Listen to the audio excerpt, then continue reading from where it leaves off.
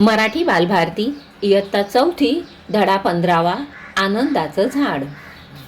आमच्या शेवग्याला सुंदर हिरवट पोपटी नाजूक पालवी फुटली होती. झाड जोमानं उंच उंच वाढत होतं. नाजूक पानांची हिरवी नक्षदार जाळी पसरली होती. काही फांद्यांना मोहर फुलला होता. पांढऱ्या रंगाच्या फुलांचे घोसच्या घोस झाडांवर लोंबत होते.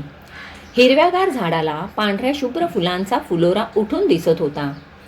आमचा शेवगा खूप छान बहरला होता. येणाऱ्या जाणाऱ्यांची नजर त्यावर पडल्याशिवाय राहत नव्हती. एके दिवशी आमच्या घरी शेजारच्या काकू आल्या अन म्हणाल्या, दारात कधीही शेवगा लावू नये, घरात भांडणं होतात. हे झाड तुम्ही तोडून टाका.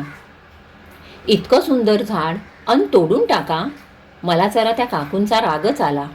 मी काही म्हणायच्या आतच आई म्हणाली, झाडं ती सगळी सारखीच. उलट झाडं किती परोपकारी असतात. ती का बरं आपल्यात भांडणं लावतील? आपण माणसंच असा विचार करतो. झाडं तर आपल्याला फळं देतात, फुलं देतात, सावली देतात, पक्ष्यांना घरं देतात, आधार देतात. मी हे झाड लावलं ते जोपासण्यासाठी, तोडण्यासाठी नाही. काकू म्हणाल्या, अहो लोक शेंगा तोडून नेतील तेव्हा नाही का भांडणार तुम्ही? आई म्हणाली, नेऊ देत, नेल्या तर खाण्याचीच वस्तू ती. झाडांना त्या शेंगा फक्त आमच्यासाठीच नाही लागल्या. झाडाला शेंगा असेपर्यंत लोकांचं लक्ष झाडाकडे जाणारच.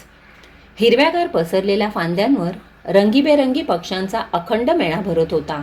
आमचा शेवगा म्हणजे माझ्यासाठी निसर्गाचा अनमोल ठेवा. या शेवग्यामुळेच मला विविध पक्ष्यांची अगदी जवळून ओळख झाली. त्या पक्ष्यांचे विविध आकार, देखणे, मोहक रंग, लयदार लकबी, गोड आवाज, त्यांच्या मजेदार हालचाली, त्यांची दिनचर्या इत्यादी कळली. आमच्या शेवग्याच्या पांढऱ्या शुभ्र फुलांच्या घोसांवर रुंजी घालत गुंजारव करणाऱ्या जांभळट काळ्या टपोऱ्या भुंग्यांची व माझी भेट झाली. फुलांमधला मध पिऊन फुलांभोवती नाचणाऱ्या मधमाशा मी पाहिल्या शेवग्यामुळे. अलगद हवेत तरंगत इवल्या इवल्या चपळ फुलचुक्यांची झुंबड मला दिसली. मधानं गच्च भरलेल्या फुलातून हवेत अलगद मध चोखण्याची कला पाहावी तशी फुलचुक्यांची. इटुकला पोटभर फुलचुक्या असतो मात्र कसरतपटू.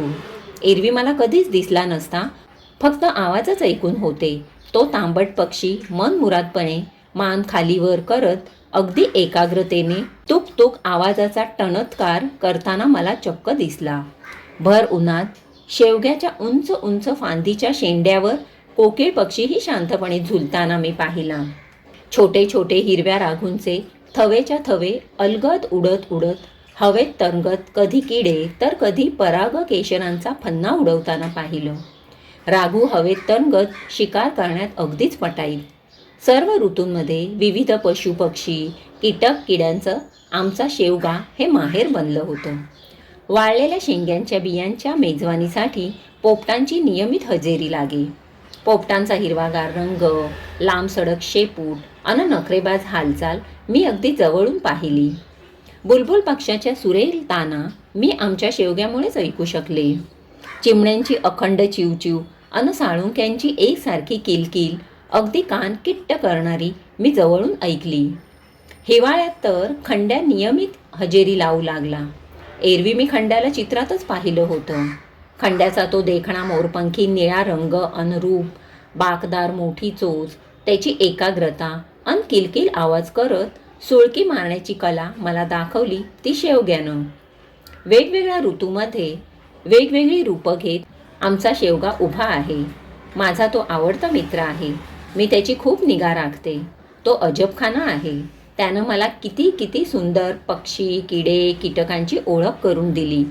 त्यानं माझं मनोरंजन तर केलंच, पण ज्ञानही दिलं, आनंदही दिला. शेवग्याची पानं मला खूप खूप आवडतात. किती सुरेख झिरमीर हिरवीगार पानं. शेवग्याचा फुलोरा पांढरा शुभ्र रंग हा पक्ष्यांप्रमाणे माणसांचंही मन मोहित करतो. आपल्या हिरव्या रंगानं तो माझं मन प्रसन्न करतो. रोज नवीन उत्साह माझ्यात निर्माण करतो.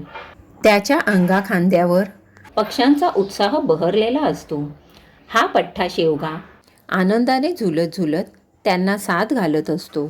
आणि या आनंद उत्सवात मीही सहभागी होते अन नाचू लागते, गाऊ लागते. लीला शिंदे.